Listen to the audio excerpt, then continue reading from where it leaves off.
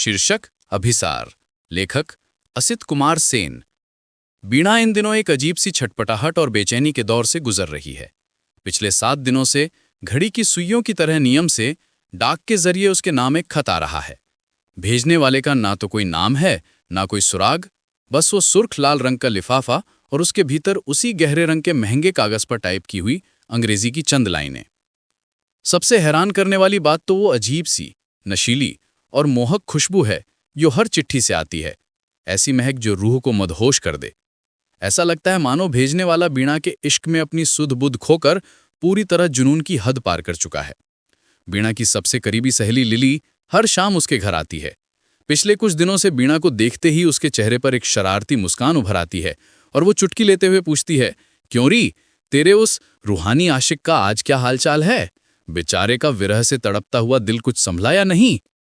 उस दिन वीणा ने चिढ़कर अपना चेहरा फेर लिया और बड़ी बेरुखी से जवाब दिया, उसके दिल का हाल तो खुदा जाने, पर मेरी हालत इस वक्त ऐसी हो चुकी है कि अगर वो बेनाम आशिक मेरे सामने आ जाए तो मैं बिना सोचे उसके चेहरे पर एक जोरदार तमाचा जड़ दूं।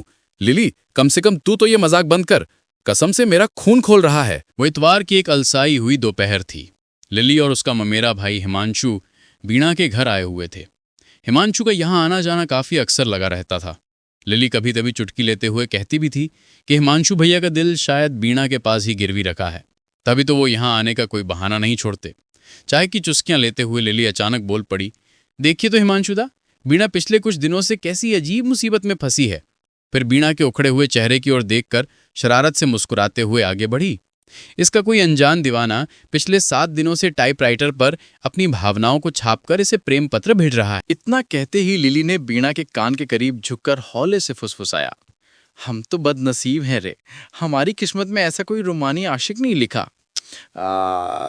भाई बहुत जोर से लगा, इतनी जोर से चूटी क्यों काटती है? वीणा शर्म और गुस्से के मारे सिंदूरी हो उठी, पर लिली कहाँ रुकने वाली थी। उसने फिर से गंभीर होने का नाटक किया और कहा, वीणा इस बारे में घर में किसी को बताकर हंगामा खड़ा करना नहीं चाहती, और आप तो जानते ही हैं ये लड़कियों की आज़ादी और आत्मनिर्भरता का दौर है। हम बात बात पर पुरुषों की मदद लेना पसंद नहीं करती। लेकिन वीणा, तू हिमांशुदा को वो खत दिखाती क्यों नहीं? भैया यकीनन तेरे इस उलझे हुए रहस्य की गुत्थी सुलझा देंगे। वीणा ने पहले तो लिली की ओर अपनी भौवें सिकोड़ कर देखा, पर आखिरकार उसकी हंसी छूट ही गई। उसने संदूक से उन खतों का पुलिंदा निकाला और हिमांशु की ओर बढ़ाते हुए कहा, ये देखिए, इन कागजों के चक्कर में तो मेरा पागल होने जैसा हाल हो गया है। हिमांशु ने बड़े ही गौर और बारीकी से उन खतों की जांच शुरू कर दी। कागजों पर कुछ बहुत लंबा चौड़ा नहीं लिखा था, बस पन्ने के ठीक बीचों बीच टाइप की हुई अंग्रेजी की एक एक लाइन थी। संबोधन में कभी उसे डियर वीणा, कभी बेणु तो कभी बीणु कहकर पुकारा गया था। किसी पन्ने पर लिखा था, तुम्हारी जिंदगी के दिन अब बदलने का इंतजार कर रहे हैं, तो किसी पर चेतावनी थी, बाहरी रूप देखकर धोखा मत खाना, हिम्मत मत हारना। आखिरी खत तो एक कदम और आगे बढ़कर लिखा गया था, अकेली लौट कर आना, तुम्हारे लिए कुछ खबर है, एक अनजाना प्रेमी तुम्हें किसी देवी की तरह पूछता है, इत्यादि। उन सभी खतों के आखिर में बड़े ही नाटकीय अंदाज में लिखा था, इति तुम्हारा प्रेम विह्वल, प्रेम पागल या फिर चिर अनुरागी। हिमांशु काफी देर तक गहरी सोच के समंदर में डूबा रहा, पर उसे कोई सिरा हाथ नहीं लगा।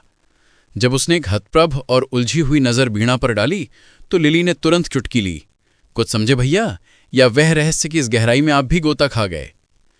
हिमांशु ने एक लंबी आह भरी और मायूसी के साथ बोला, नहीं लिली, कुछ भी दिमाग में नहीं घुस रहा है। हिमांशु अपनी भौएं सिकोड़कर उन खतों को एक बार फिर घोरने लगा और बहुत ही धीमी आवाज में बुदबुदाया, पर मुश्किल ये है कि ये लाइनें मुझे बहुत जानी पहचानी लग रही हैं। ऐसा लग रहा है मानो मैंने इन्हें किसी किताब में पढ़ा है या कहीं लिखा हुआ देखा है। ठीक से याद नहीं आ रहा, लेकिन इतना तय है कि ये जुमले मेरे लिए बिल्कुल अजनबी नहीं हैं। वीणा उस वक्त गुस्से से बुरी तरह उबल रही थी। वो तड़प कर अपनी जगह से उठी और तमतमाते हुए बोली, एक बार बस मुझे पता चल जाए कि ये आदमी आखिर है कौन, तो कसम से मैं चाबुक मारकर उसका सारा भूत उतार दूंगे। आखिर मुझे समझ क्या रखा है उसने? क्या मैं उस पुराने जमाने की कोई सहमी हुई नथ पहनने वाली सुबोध लड़की हूं जो कोई भी कुछ भी कह जाए और मैं सिर झुकाकर सह लूंगी?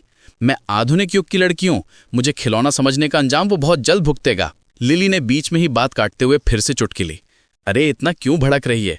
तेरी इस नीरस जिंदगी में आखिरकार थोड़े रोमांस की दस्तक हुई है, उसका मजा ले। गुस्से के उस बवंडर में बीणा ये तक भूल गई कि सामने हिमांशु बैठा है। उसने अपनी आवाज को और तीखा करते हुए कहा, ऐसे रोमांस के मुंह में आग लगे।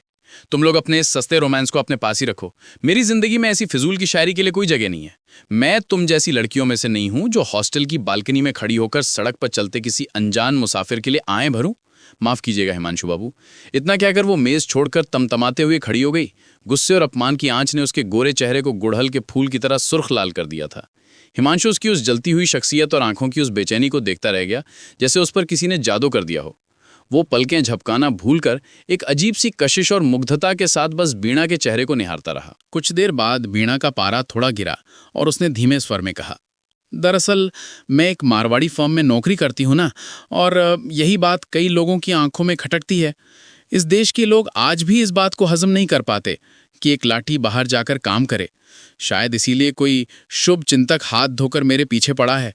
एक खत में तो लिखा है, सावधान, शैतान तुम्हारे चारों ओर घूम रहे हैं, और दूसरे में लिखा है, तुम्हारा दोस्त कपटी है। अब दोस्तों के नाम पर तो तुम छेलो की हो। बीणा की बात सुनकर लिली अपनी हंसी रोक ना सकी। अपनी सहेली की उस शरारती हंसी का मतलब समझते ही बीणा का चेहरा शर्म के मारे झुक गया। तो अब मैं समझ रही हूँ, तुम लोगों में से ही किसी को निशाना बनाकर ये शब्द बाण छोड़े जा रहे हैं। पोस्ट ऑफिस की मुहर साफ बता रही है कि ये खत GPO यानी दफ्तरों वाले इलाके से भेजे गए हैं। जिसने भी ये लिखा है उसके पास टाइपराइटर का पूरा इंतजाम है। ओ, अब समझी। लिली, तुझे याद है वो लड़का जो उस दिन हमारी बालकनी की तरफ टकटकी लगाए देख रहा था? वही जो सामने वाली गली में रहता है।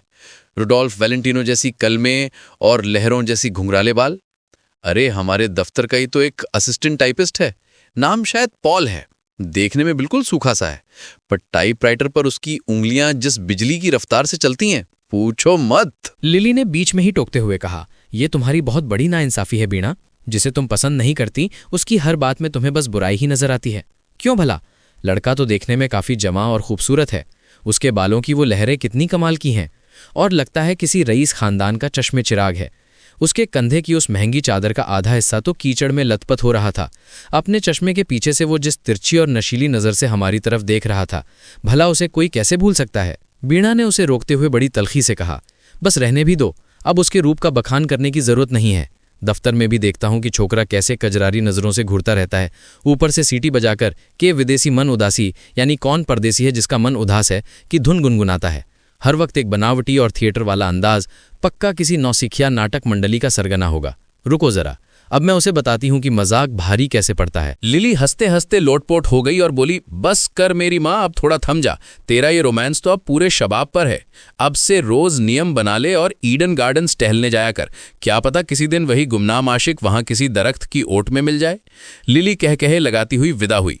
जाते जाते उसने एक और तीर छोड़ा कि किसी दिन वो अनजाना प्रेमी झाड़ियों के पीछे से अचानक किसी चील की तरह झपट्टा मारकर बीड़ा पर आ गिरेगा।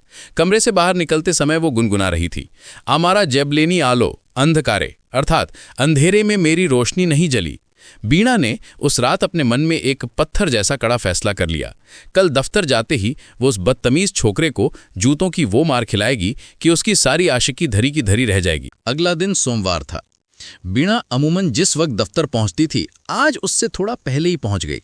वहां जाते ही उसने देखा कि वो छोकरा पाल अपनी मेज पर बड़े ठाठ से जमा हुआ बैठा है।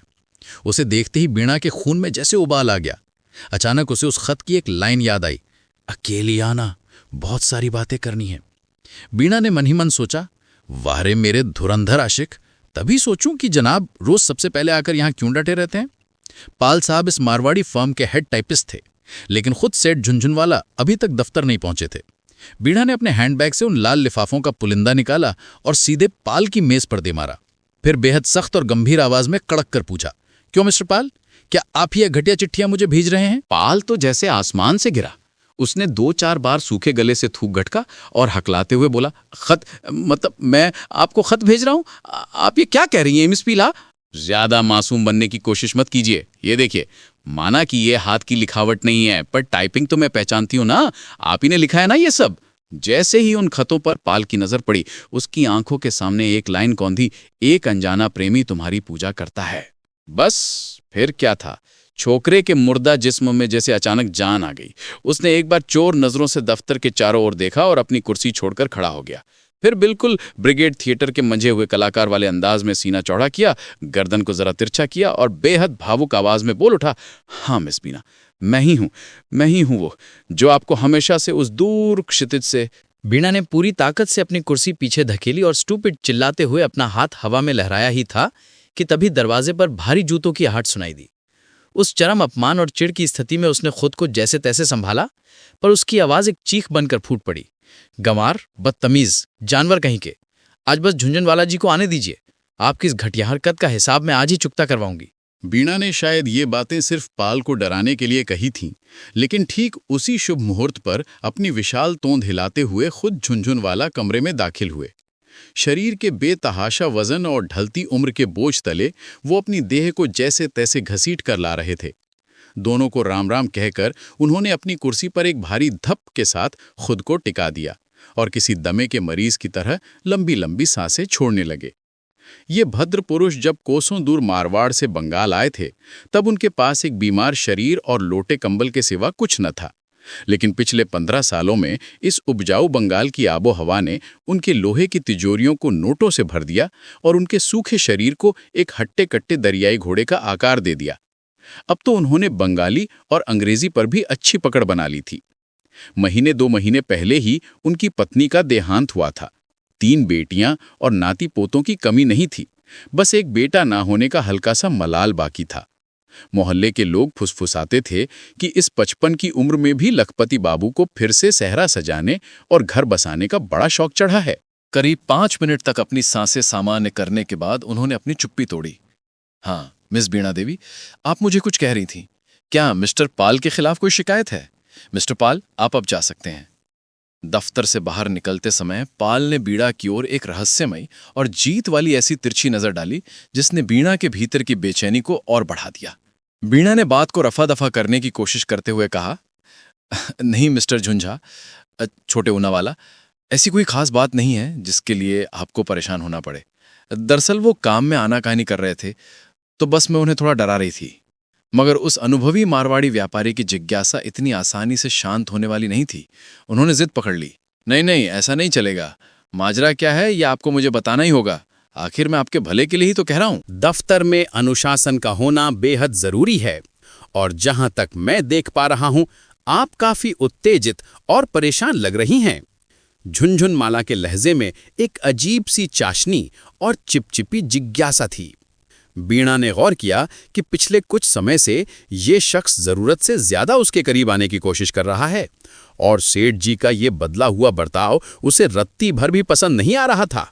बीणा ने अब और ज्यादा लुका छिपी करना मुनासिब नहीं समझा और 2 टूक शब्दों में कह दिया, नहीं, ऐसा कोई बड़ा मसला नहीं है। मिस्टर पाल शायद मेरे प्यार के चक्कर में पड़ गए हैं, इसीलिए छुप छुप कर मुझे बेतुकी और ऊटपटांग चिट्ठियां भेज रहे हैं। सच कहूं तो मुझे यकीन है कि ये सब उन्हीं की कारस्तानी है, लेकिन आपसे गुजारिश है कि आप उनसे इस बारे में कुछ ना कहें। महज मेरी वजह से अगर उनकी नौकरी चली गई तो मुझे बहुत बुरा लगेगा और मैं खुद को गुनहगार समझूंगी। झुनझुनवाला ने अपनी भौएं से कोड़कर लगभग नाटकीय अंदाज में कहा, पाल ने आपको प्रेम पत्र भेजे हैं, वो भी बाकायदा टाइप किए हुए। बीणा ने बिना धीर किए अपने हैंडबैग से वे सुर्ख लाल लिफाफे निकाले और मेज पर रखते हुए बोली, जी हाँ, ये देखिए। झुनझुनवाला ने बड़े गौर से हर एक लिफाफे और उस पर टाइप की गई लाइनों की जांच की। देखते देखते उनके भारी और चर्बी से भरे चेहरे पर एक रहस्यमयी मुस्कान फैल गई।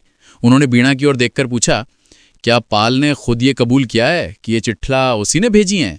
बीणा इस सवाल पर जरा हिचकिचाई और बोली, जी उसने साफ लफ्जों में तो कुछ नहीं कहा, पर उसके हाव भाव और उस थिएटरी अंदाज से तो यही लगा। ओह! झुनझुनवाला ने एक ऐसी लंबी और गहरी सांस ली जैसे उनके सीने से कोई बहुत बड़ा बोझ उतर गया हो। फिर कुछ पलों के लिए उन्होंने अपनी आंखें मूंद लीं और अचानक एक आंख आधी खोलकर बेहद दार्शनिक अंदाज में बोले, अच्छा बीणा देवी, एक बात बताइए, क्या किसी से मोहब्बत करना इतना बड़ा गुनाह है?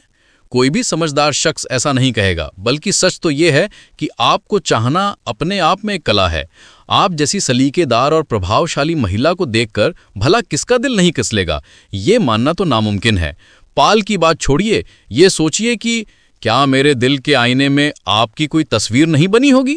इतना कहते ही उन्होंने अपना वो भारी भरकम दायां हाथ अपने विशाल सीने पर टिका दिया और उत्तेजना के मारे अपनी कुर्सी पर झूलने लगे। बीणा के पैरों तले जैसे जमीन खिसक गई। उसके दिमाग में बिजली की तरह उस खत की वो लाइन कौंधी, बाहरी रूप देखकर धोखा मत खाना।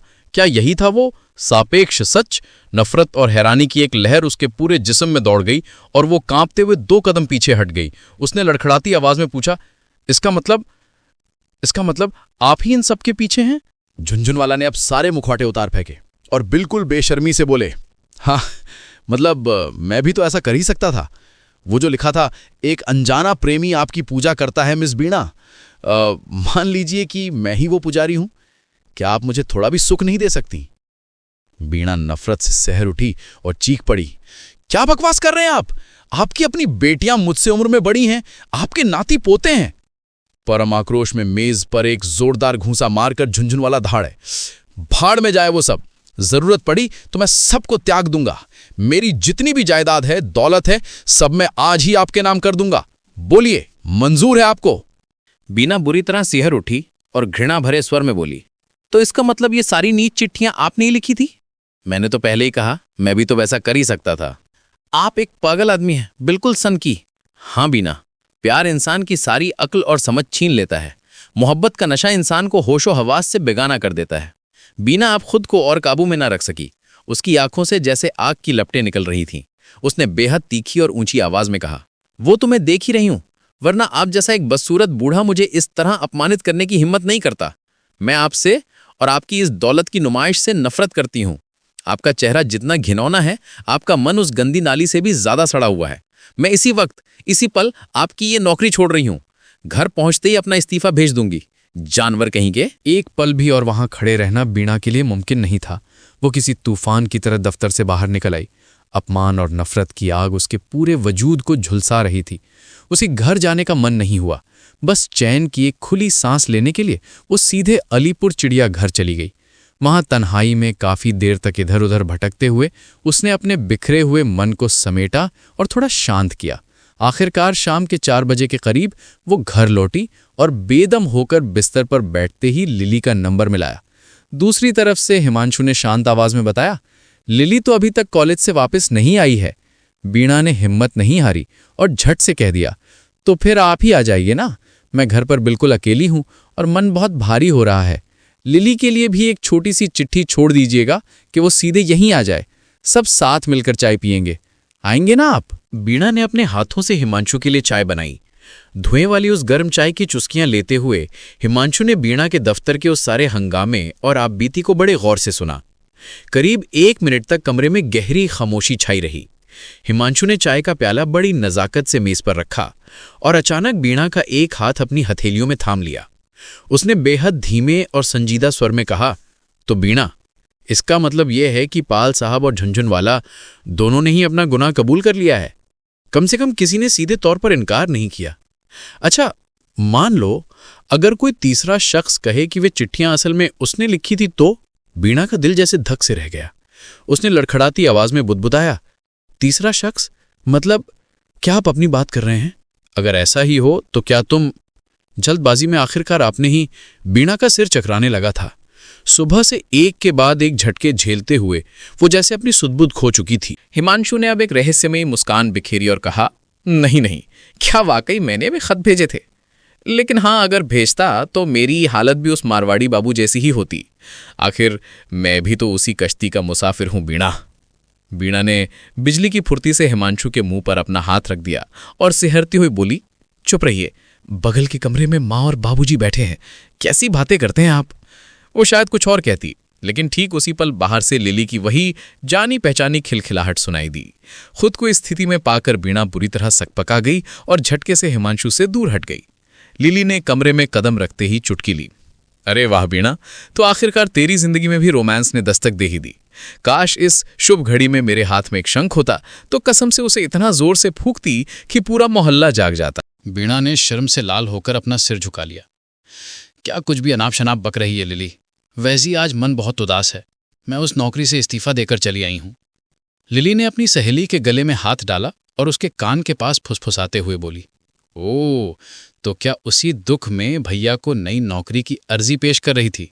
लेकिन वो शाही नौकरी हाथ से गई क्यों, ये तो बता। बीणा ने फिर तफसील से दफ्तर का सारा वाकया सुना दिया।